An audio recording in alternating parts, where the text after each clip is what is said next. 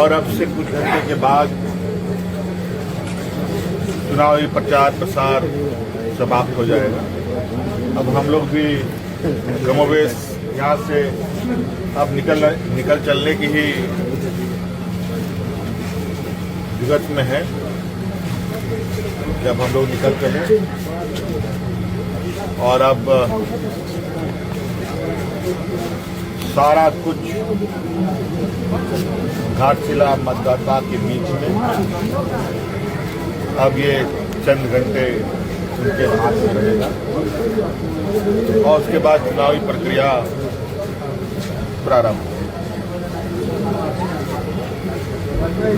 11 तारीख सुबह 7 बजे से चुनाव प्रारंभ हुआ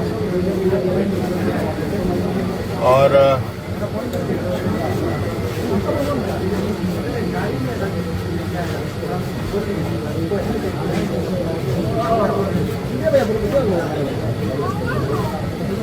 मुझे उम्मीद है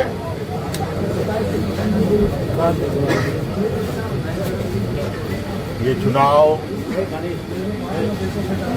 काफी पारदर्शिता और निष्पक्षता के साथ हुआ।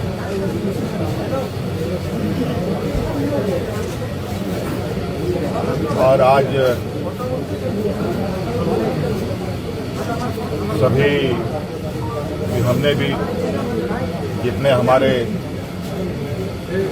नेता कार्यकर्ता आसपास अगल बगल से आए थे उनको भी हमने निर्देशित किया है कि अब अविलंब घाटशिला विधानसभा से आप सब लोग बाहर चले जाएं और अब ये पूरा का पूरा मोर्चा झारखंड मुक्ति मोर्चा का घाटशिला विंग संभालेगा और पूरे चुनावी प्रक्रिया को अंजाम तक पहुंचाएगा। हम लोगों ने लगभग घाटशिला के एक घरों तक मोहल्ले टोले गांव पंचायत बूथ स्तर तक पहुंचने का प्रयास किया और हम लोगों ने अपनी बातों को घाटशिला विधानसभा के लोगों को के समक्ष रखा है। अब निर्णय घाटशिला विधानसभा के लोगों को करना। इस वक्त पहली बार लगा 25 साल से मैं कवर कर रहा हूँ जेल में, कुछ अलग स्टाइल में लड़ी, क्लस्टर तरीके से पूरा जोन में बांट के। तो क्या ये टर्निंग पॉइंट है अध्यक्ष बनने के बाद हेमंत सोरेन का, कि जैसे सामान्य तौर पर राष्ट्रीय पार्टी करती है वैसा अब आप भी करवा रहे हैं अपनी पार्टी से? समय समय पर और समय के अनुरूप चुनावी रणनीति बनते हैं और पूर्ण रणनीति के तहत कार्यकर्ता आगे काम करते हैं। ये सारी चीजें चुनावी रणनीति का हिस्सा है। मंत्री जी, झारखंड के इतिहास में पहली बार पूरे फ्लीट के साथ चुनावी मैदान में है। विपक्ष 6 सालों का आप पूरे फ्लीट के साथ घाटशिला उपचुनाव में है, ये झारखंड की राजनीति में पहली बार हुआ है। क्या वजह है इसकी? नहीं, ऐसा नहीं है। मैं तो बहुत कम रहा हूँ इनफैक्ट इस विधानसभा चुनाव प्रचार प्रसार में। यहाँ तक कि हमारे कार्यकर्ताओं ने तो हमें बिल्कुल मना ही किया था कि बहुत आवश्यकता नहीं है और क्योंकि हमारी भी एक पार्टी के प्रति अपनी एक जिम्मेवारी है और योगदान है। उस योगदान के तहत हम लोगों ने इस काम को यहाँ किया है। यहाँ माननीय मंत्री दीपक बिरुआ जी लगातार माननीय यहाँ हमारे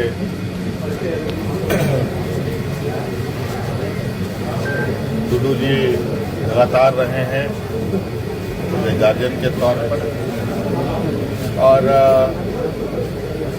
रामदास जी आप हम लोग के बीच में नहीं है। ये उपचुनाव स्वाभाविक रूप से एक नहीं लौट रहे हैं जी, कहाँ लौट रहे हैं? लौट कहाँ रहे हैं? जो हम लोगों का एक नया अध्याय इस घाटशिला में हम लोग लगाने जा रहे हैं।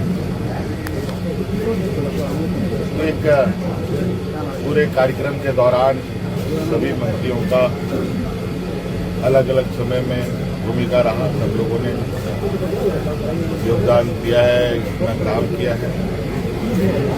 तो उसी को एक थोड़ा शेप अप हमने कर दिया यहाँ पर। देख लिया चारों तरफ घूम रहे हैं सब लोग। मुख्यमंत्री जी, विपक्ष का कहना है करोड़ों नंबरों की लड़ाई है, किसकी है? विपक्ष को क्या कहना है? विपक्ष के लिए ही होगी अगर वो कह रहा है। अब वो क्या कह रहा है नहीं कह रहा है वो उसकी बात है। ये बात उन्हीं से पूछो, उन्हीं से कहो, ये ज्यादा अच्छा होगा मेरे लिए। हम अपने घर में क्या कर रहे हैं नहीं कर रहे हैं उतना ही हम बता सकते हैं। सोम गुरु के बाद एक पहला चुनाव है झारखंड मुक्ति मोर्चा का, क्या अपील करना चाहेंगे सभी मतदाताओं से, क्योंकि इसमें इतिहास बनने की भी गुंजाइश रहती है। ये बात सही है कि आज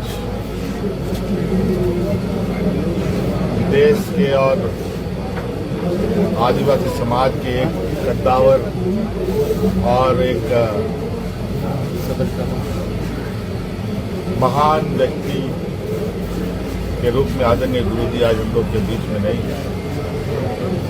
और बड़ा संयोग है कि रामदास सोरेन जी भी साथ साथ में उनका भी निधन उन्हीं के आगे पीछे कुछ ही दिनों में हो गया।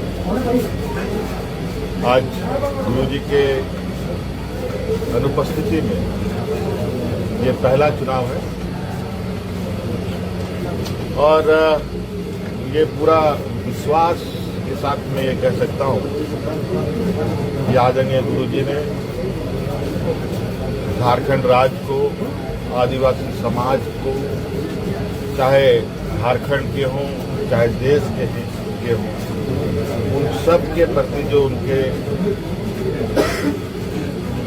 ऊपर जो लोगों का श्रद्धा रहा है और उनको देखकर जो लोगों ने अपनी पहचान बनाना और आवाज बुलंद करना प्रारंभ किया है, कहीं ना कहीं आज कम से कम इस प्रदेश में झारखंड मुक्ति मोर्चा के माध्यम से गुरुजी ने एक ऐसे सिपाहियों को तैनात किया है जहां अब गुरुजी द्वारा ट्रेन सिपाही पूरे मुस्तैदी से मोर्चा संभालने के काबिल है।